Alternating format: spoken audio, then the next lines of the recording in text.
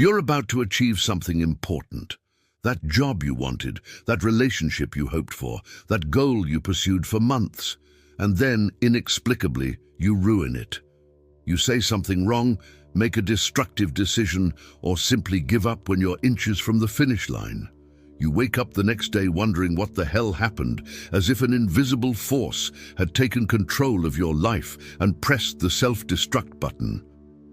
If this sounds familiar, you're not crazy. And you're definitely not alone. There's something in the architecture of your mind that seems specifically designed to sabotage everything you most desire. It's as if you carry an internal enemy programmed to activate just when things are going well, just when you approach the happiness you've been seeking. This is not a character defect, nor a moral failure, nor even a personal weakness.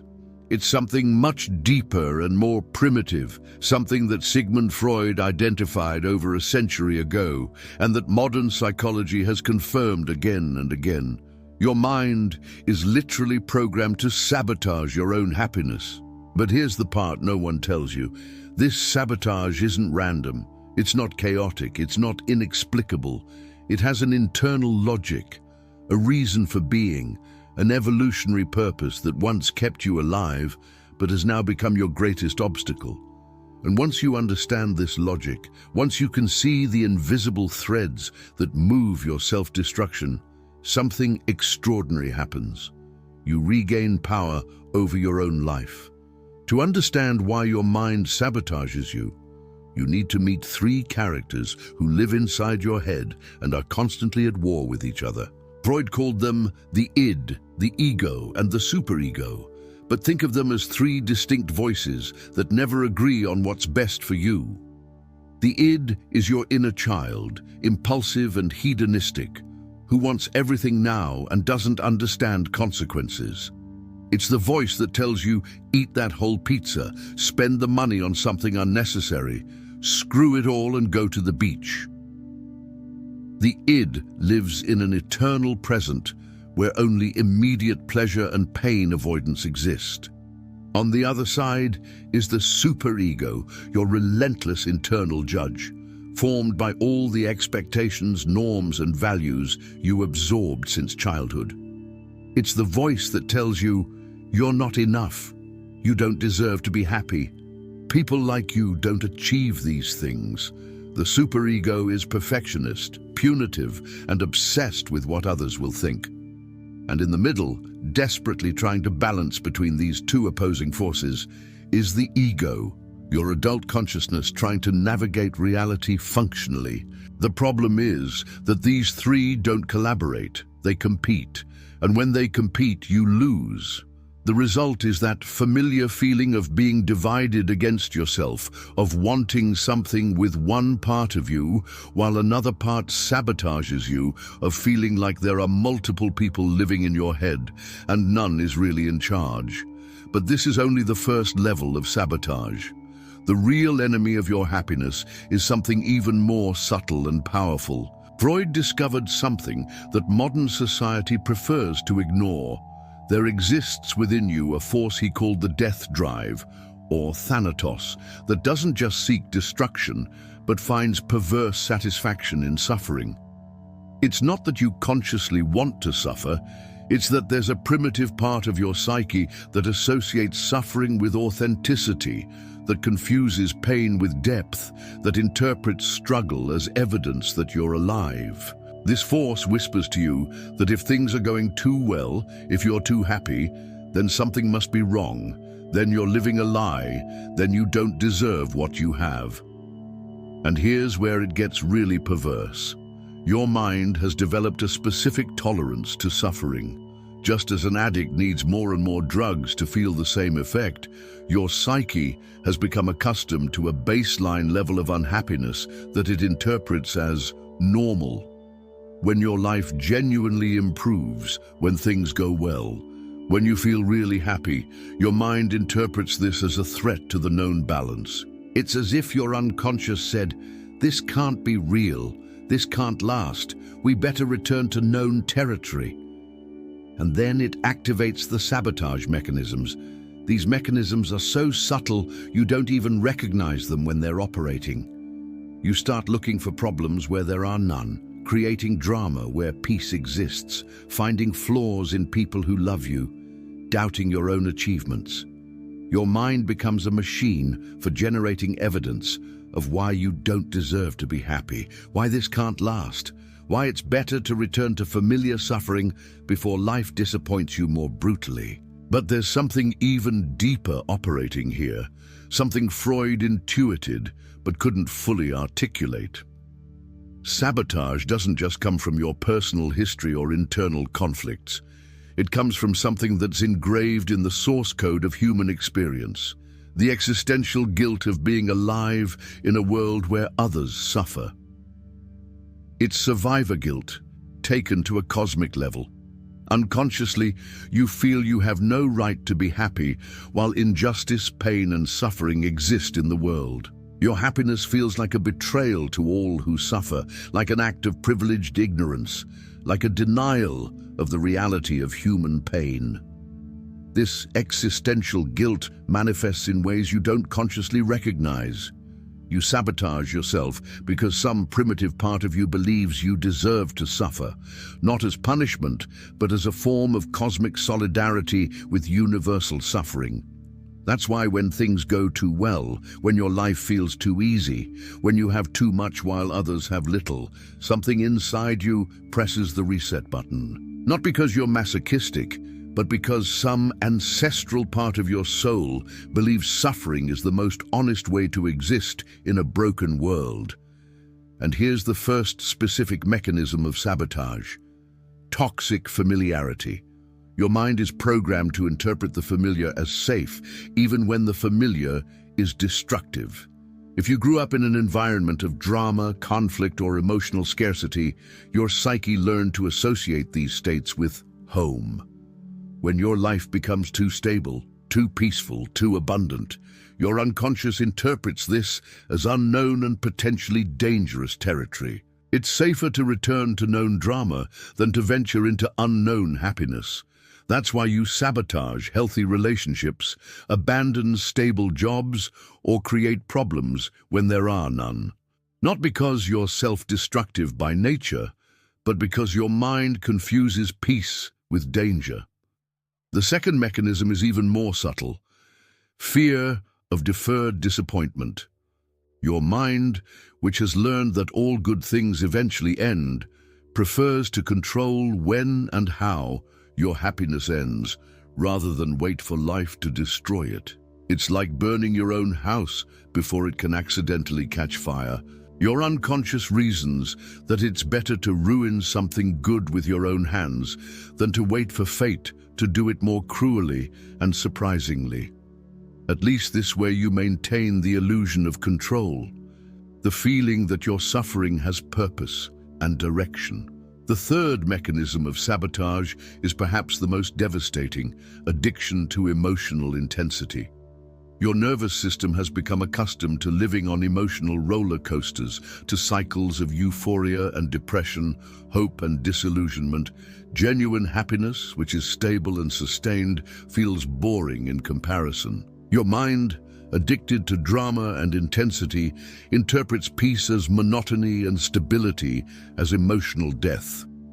So it creates artificial crises, invents problems, magnifies small conflicts into tragedies, all to maintain the level of emotional intensity your nervous system became addicted to. But here's the revelation that changes everything. This sabotage is not your enemy. It's a protection mechanism that worked in the past, but now operates with outdated information. Your mind is protecting a child who no longer exists, defending against threats that are no longer real, using survival strategies that were useful in another context, but are now counterproductive. The part of you that sabotages your happiness isn't evil. It's a younger version of you that still believes the world is dangerous and that being happy makes you vulnerable. This understanding leads you to the transformative insight that Freud glimpsed, but Jung articulated better. You can't eliminate your shadow, you can only integrate it. You can't get rid of the part of you that sabotages, but you can change your relationship with it. Instead of fighting against your internal saboteur, you can begin to dialogue with it. Instead of judging your self-destructive impulses, you can be curious about what they're trying to protect. Instead of hating your resistance to happiness, you can thank that part of you for having cared for your survival for so long. The paradox is that when you stop resisting your resistance, when you accept that part of you is afraid of being happy, when you give space and validation to that internal voice that whispers, "This can't last," something magical happens. The resistance loses its power. It's as if your internal saboteur had been screaming to be heard. And once you finally give it attention and understanding, it can relax and stop sabotaging your life. But integrating your shadow requires something modern society has completely forgotten: the ability to hold paradox. You need to learn to be happy while recognizing the world's suffering, to celebrate your achievements while accepting your limitations, to enjoy the present while honoring past pain. This isn't a contradiction to resolve, it's a creative tension to maintain. Mature happiness isn't the absence of pain. It's the ability to hold joy and sadness simultaneously, to dance with life even when the music is complex and dissonant. Here's the truth Freud glimpsed, and transpersonal psychology has confirmed. Your resistance to happiness is unpersonal, it's ancestral. You carry in your nervous system the memory of generations of your ancestors who had to stay vigilant to survive, who couldn't afford the luxury of completely relaxing, who learned that lowering their guard meant death. Your DNA is impregnated with the survival wisdom of people who lived in conditions where being too happy, too confident, too relaxed was literally dangerous. Your modern mind is operating with survival software designed for the African savanna, not for 21st century urban life. Your internal alarm system is calibrated to detect lions and snakes, not to navigate the emotional complexities of an abundant and safe life. No wonder your mind feels confused when there are no real threats to face, when your basic survival is guaranteed, when the biggest risk in your day is running out of phone battery. This understanding leads you to the next layer of insight. Your mental sabotage isn't dysfunctional. It's deeply functional within the wrong context. Your mind is doing exactly what it's supposed to do: keep you alive and safe. The problem is, it's applying primitive survival strategies to modern circumstances that don't require those strategies. It's like wearing medieval armor to a romantic dinner. The armor perfectly fulfills its function, but in the wrong context, it becomes an obstacle. Freud was right when he said much of our behavior is motivated by unconscious forces that escape our conscious control. But what he couldn't see completely is that these unconscious forces aren't inherently destructive. They're deeply intelligent, operating with outdated information. Your mind sabotages your happiness because it once learned that happiness is dangerous, that hope leads to disappointment, that it's safer to expect the worst than to risk the devastation of unexpected loss. This understanding leads you to the crucial turning point. You don't need to cure your tendency to sabotage. You need to update its operating system. You don't need to eliminate your internal vigilance. You need to train it to recognize real threats versus phantom threats. You don't need to get rid of your internal protector. You need to educate it about the world you actually live in. Your internal saboteur is like an overprotective bodyguard who sees threats where there are none. You don't need to fire him. You need to give him new information about the real level of danger in your life. Imagine for a moment that your mind is like an ancient security system that was installed in a time of war, but was never updated when peace came. The alarms keep sounding, emergency protocols keep activating, extreme security measures keep operating, but there are no longer real enemies to fight. Your job isn't to dismantle the security system, it's to recalibrate it for current reality. Your job is to teach your mind that it's safe to be happy, that it's safe to lower your guard, that it's safe to trust that good things can last. But this requires something that goes against everything you've been taught about personal growth. It requires you to go slower, not faster. It requires you to move with archaeological patience, unraveling layer by layer the subconscious beliefs that govern your relationship with happiness. It requires you to become a detective of your own psyche, tracking the origins of your self-destructive patterns, not to judge them, but to understand them. When you start tracking the origins of your sabotage, you inevitably arrive at the messages you received in childhood about what it means to be happy and what price happiness has. Maybe you learned that happy people are naive, that joy is superficial, that sadness is deeper and more authentic. Maybe you saw the adults around you struggle so much that you unconsciously concluded that struggling is normal and ease is suspicious. Maybe you received love conditioned on your suffering, attention when you were bad, and abandonment when you were good, teaching your nervous system that pain is the price of human connection. These early learnings become absolute truths in your unconscious, unbreakable laws about how reality works. And your adult mind, without realizing it, keeps operating under these infantile laws, systematically sabotaging any experience that contradicts the fundamental beliefs you formed about yourself and life when you were 5, 8, 12 years old. It's as if you were a 30-year-old adult making decisions based on conclusions you reached when you were in first grade.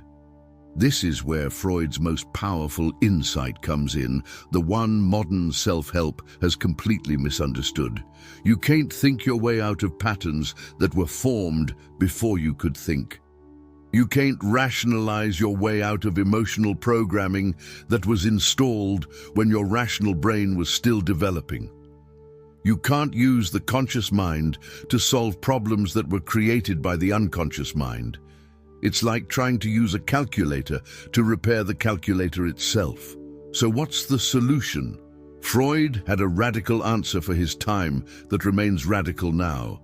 Make the unconscious conscious. But not through intellectual analysis, but through direct experience of your unconscious patterns. Not thinking about your sabotage, but feeling your sabotage in real time, observing how it operates, familiarizing yourself with its textures, its rhythms, its warning signals. Real transformation begins when you can feel sabotage approaching before it manifests in destructive behavior. When you can recognize the specific sensation in your body that precedes self-sabotage, when you can identify the automatic thoughts that trigger the self-destruction sequence, when you can notice the exact moment your mind switches from ally to enemy. This capacity for observation doesn't immediately stop sabotage, but it creates a space between impulse and action, between trigger and response. And in that space, for the first time, you have a choice. The choice isn't to resist the sabotage impulse, because resistance only feeds resistance. The choice is to accompany the impulse with consciousness, to hold the tension between wanting to self-destruct and knowing you don't need to. It's like learning to surf the waves of your own self-destructive nature instead of drowning in them or fighting against them. You can feel the impulse to ruin something good without acting on it. You can experience the attraction to drama without creating drama. You can recognize your addiction to suffering without feeding it. This ability to hold tension without immediately resolving it is what psychologists call tolerance for ambiguity, and it's the most important skill you can develop to transcend mental sabotage. Adult life is full of paradoxes that can't be resolved, only held. You can love someone and be frustrated with that person at the same time. You can be grateful for your life and feel something's missing simultaneously. You can be successful and feel like a fraud in the same moment. Emotional maturity isn't the ability to resolve these paradoxes. It's the ability to live comfortably within them. But here's the part Freud didn't fully anticipate. When you learn to hold the paradox of your own self-destructive nature, when you can simultaneously be the person who wants to sabotage yourself and the person who chooses not to, something extraordinary emerges. You develop what mystics call the inner witness, a part of you that can observe all your impulses, desires, and fears without being dominated by any of them. This witness isn't cold or detached, it's infinitely compassionate because it understands that all your impulses, even the destructive ones, were born from an attempt to care for and protect yourself. The inner witness allows you to relate to your mental saboteur like a wise parent relates to a scared child. Not with judgment or impatience, but with curiosity and compassion. When you feel the impulse to ruin something good, instead of judging yourself for having it, you can ask yourself, what is this impulse trying to protect? What is this part of me afraid of? What does it need to hear to feel safe? And from this place of compassionate curiosity, you can begin to reparent the parts of you that learned happiness is dangerous. This internal reparenting isn't an intellectual process. It's a somatic, emotional, energetic process. It requires you to learn to feel the difference between authentic happiness and defensive happiness, between joy that comes from connection with your true nature and joy that's a mask to avoid feeling pain. Authentic happiness has a quality of stillness, of simplicity, of presence. It doesn't need to be defended or justified. It doesn't depend on external circumstances. It doesn't require comparison with others. It simply is.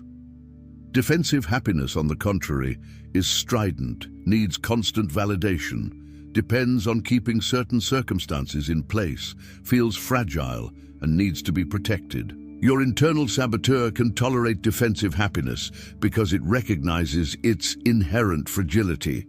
But authentic happiness terrifies it because it's so solid, so real, so independent of external circumstances that it threatens to make obsolete the entire protection structure your mind has built over the years. Here's the truth Freud intuited but couldn't fully articulate. Authentic happiness requires you to face the death of who you thought you were. It requires you to allow the versions of yourself that defined themselves by their struggle, by their trauma, by their survival story to die.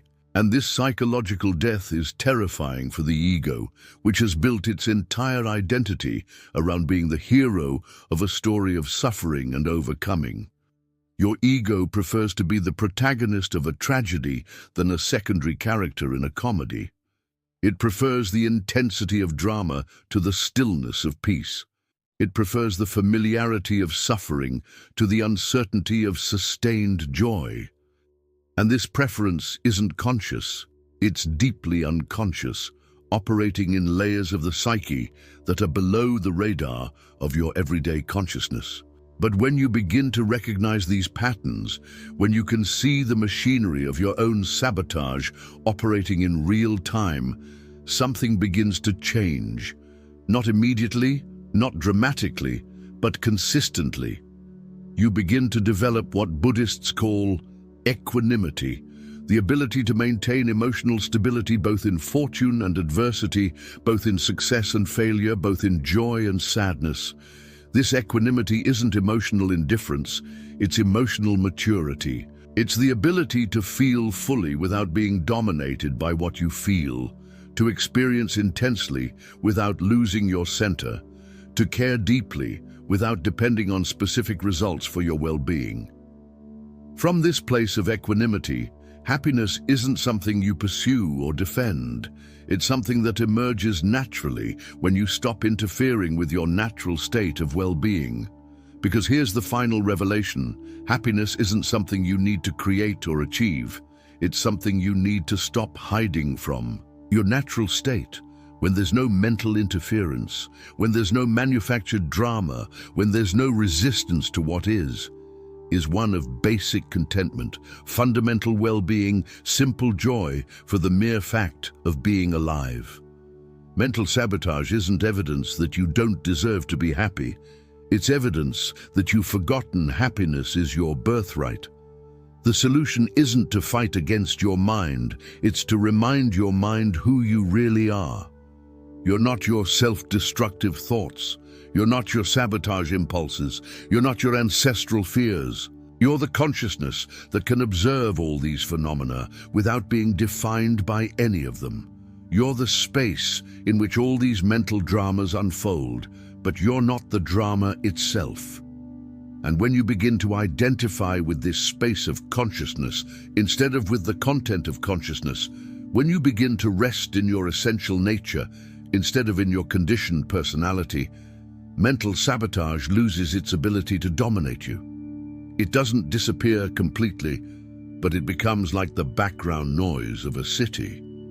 It's there, but it no longer defines your experience. You can hear it without believing it, feel it without following it, recognize it without being governed by it. The practice of this new relationship with your mind requires archaeological patience and unconditional compassion. Every time you notice you're sabotaging something good, instead of judging yourself, ask yourself, what is this trying to teach me? What aspect of my past is asking for attention? What wounded part of me needs to be seen and held? And then, instead of intellectually analyzing the answers, simply stay present with whatever arises like a compassionate friend who listens without judging. This compassionate presence with your own internal contradictions is what gradually disarms mental sabotage. Not because you resolve or fix it, but because you give it the recognition and attention it was always seeking. Your internal saboteur is like a child who misbehaves to get attention. When it finally receives the loving attention it needs, it can relax and stop being disruptive. But the deepest transformation comes when you realize that your ability to sabotage yourself is exactly the same ability you can use to create. The same unconscious intelligence that designs your self-destruction can design your flourishing. The same creativity that invents problems where there are none can invent solutions where there weren't any.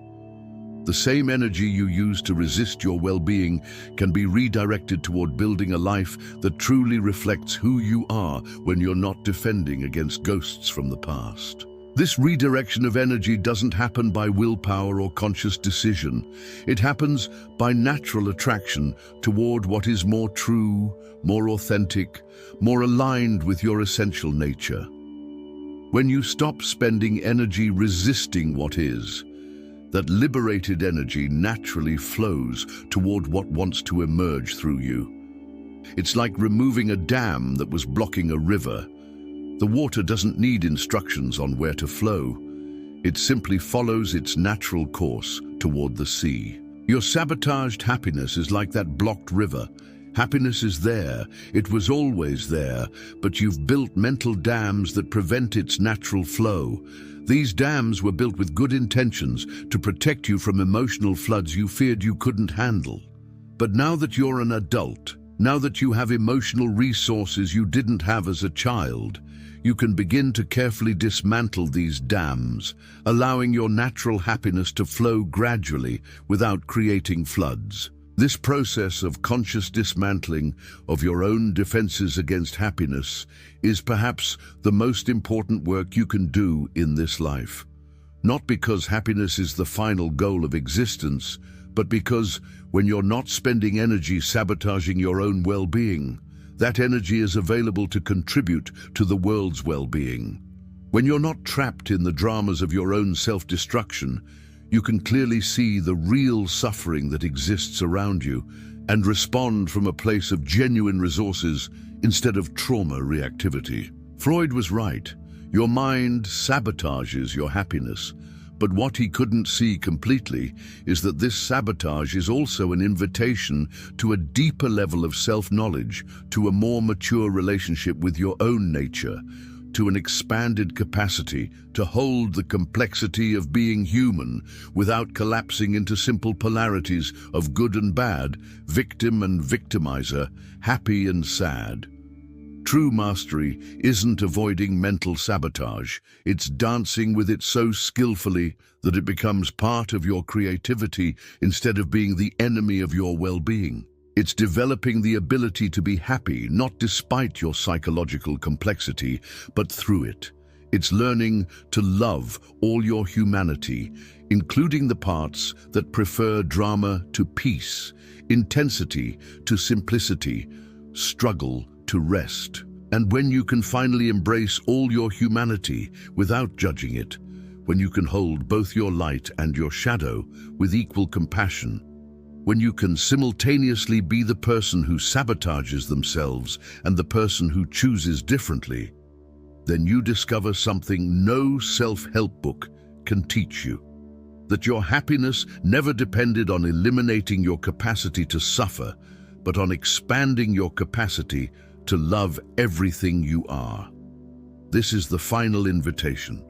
Stop fighting against your mind and begin to fall in love with it. Stop seeing your sabotage as evidence of your brokenness and begin to see it as evidence of your deep intelligence trying to care for you with obsolete tools. Stop judging your resistance to happiness and begin to be curious about the hidden wisdom it contains. Because at the end of the day, the person who learns to love their own self-destructive nature is the same person who discovers they never needed to self-destruct to feel alive. Your mind doesn't sabotage your happiness because it's evil or because you're broken. Your mind sabotages your happiness because it loves you so much that it prefers to keep you in known and painful territory than risk you in unknown territory that could hurt you in ways it can't yet anticipate. And when you can see this sabotage as an act of misinformed love instead of as an act of internal aggression, everything changes.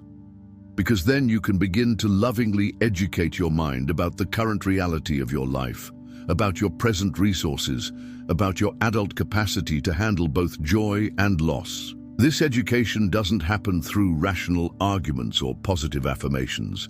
It happens through small and consistent experiences of safety in happiness. Every time you choose to stay present when something good happens, instead of immediately looking for the hidden problem, you're teaching your nervous system that it's safe to receive goodness. Every time you allow a feeling of well-being to exist in your body without analyzing or sabotaging it, you're demonstrating to your primitive mind that happiness isn't a trap that leads to disappointment. Every time you can hold gratitude without immediately thinking about what's missing, every time you can celebrate an achievement without minimizing it or looking for its flaws, every time you can receive a compliment without deflecting it, you're building new neurological evidence that you deserve well-being and that it's safe to have it. It's as if you were slowly reprogramming your mind's survival software, updating it with 21st century information instead of allowing it to keep operating with Paleolithic code. This process requires the patience of a gardener who knows seeds take time to germinate, that real growth happens mostly underground where it can't be seen, that authentic transformation isn't dramatic but gradual. It requires you to trust the process even when you can't see immediate results, to keep choosing gentleness with yourself even when your internal saboteur becomes louder in response to your growing well-being. And here's the final paradox that Freud couldn't resolve, but Jung understood perfectly. When you stop resisting your resistance to happiness, when you allow your internal saboteur to exist without giving it control of your life, when you can hold both your light and your shadow without needing to eliminate either, you discover something extraordinary. You discover that your capacity to sabotage was, all this time, evidence of your capacity to create. You discover that the same intelligence that designed your self-destruction can design your flourishing. You discover that you're not a victim of your mind. You're the conscious space in which your mind operates. Real healing of chronic procrastination doesn't come from more organization, more discipline, or more techniques. It comes from more self-knowledge, more authenticity, more alignment between who you are and how you live. It comes from developing the courage to listen to your internal truth, even when it contradicts external expectations. This means you'll have to be willing to reevaluate many things in your life. You'll have to ask yourself if the work you do is work you want to be doing. If the goals you pursue are goals you really value. If the life you're building is a life you really want to live. And these aren't easy questions, because their answers may require significant changes. But here's the beauty of this process. When you start making these changes, when you start aligning your external life with your internal truth, procrastination doesn't disappear because you've beaten it. It disappears because you no longer need it. You no longer need a protection mechanism against tasks that betray you because you're no longer betraying yourself. You no longer need resistance against expectations that aren't yours because you've started creating expectations that are. The path to this transformation is neither linear nor quick. It requires developing a new relationship with yourself, a relationship based on curiosity instead of judgment, on compassion instead of criticism, on investigation instead of struggle. It requires you to become a student of your own psyche, a researcher of your own patterns, an archaeologist of your own deepest motivations. It begins with paying attention. The next time you find yourself procrastinating, instead of getting frustrated with yourself, pause and ask, what is this teaching me about myself? Observe what types of tasks you procrastinate most. Notice what emotions arise when you think about doing those tasks. Explore what fears, what expectations, what pressures are connected with those activities. Develop the practice of distinguishing between your authentic voice and the internalized voices of others. When you feel resistance, ask yourself, does this resistance come from my fear of not being good enough, or does it come from my wisdom saying this isn't mine? Learn to recognize the difference between fear that protects you and fear that limits you, between resistance that saves you and resistance that sabotages you. And here's the most transformative practice of all. Start asking yourself, not hey, how can I do this faster? But why do I want to do this in the first place? Not, how can I be more disciplined? But how can I be more aligned? Not, how can I overcome my resistance?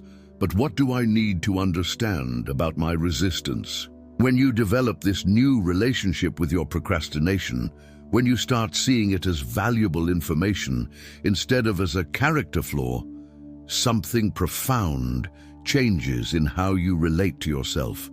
You stop being your own enemy and become your own ally. You stop fighting against aspects of yourself and start integrating them into a more complete understanding of who you are. And from that integration, from that compassionate self-acceptance, from that genuine curiosity toward your own internal experience, naturally arises a way of living that doesn't need procrastination because there's nothing to run from. A way of acting that doesn't need external discipline because it's motivated by internal purpose arises. A way of being that doesn't need productivity techniques because it's fed by authentic alignment arises. Procrastination, then, is not your disguised enemy, it's your disguised teacher. It's not a defect you correct, it's wisdom you decode.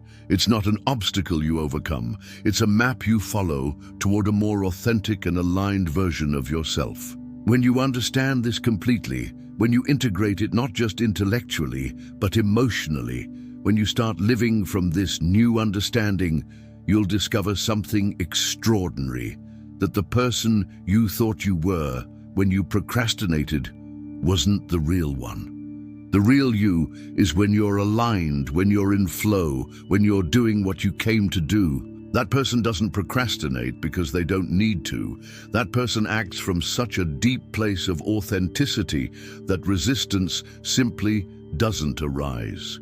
And when you reach that place, when you live from that alignment, you'll realize that procrastination wasn't your problem. It was your imperfect solution to a deeper problem. It was your unconscious way of protecting yourself until you were ready to live your complete truth.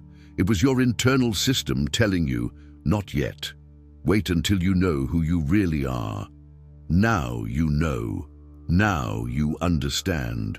Now you can start honoring both your resistance and your impulse, both your need for protection and your desire for growth, both your humanity and your potential. You can start living from a place where action arises naturally because it's aligned with your deepest nature. And when you live from that place, when you act from that authenticity, when you move in the world from your real center, you'll discover that life flows in a completely different way, not because you've beaten procrastination, but because you no longer need it. Not because you've become more disciplined, but because you've found something more powerful than discipline: authentic purpose. Procrastination was just your soul waiting for you to be ready to listen to what it really had to tell you. Now that you're listening, now that you understand, you can start acting not from fear or obligation, but from love and authenticity. And that's a completely different way of living. If this message resonated with you, if you feel something moved in your understanding of yourself, share it with someone who is also struggling with their own internal resistance. Because when we understand that our flaws are actually disguised wisdom, when we stop judging ourselves and start listening to ourselves, we not only transform our relationship with procrastination, we transform our relationship with ourselves. And that transformation is the most valuable gift you can give yourself and the world.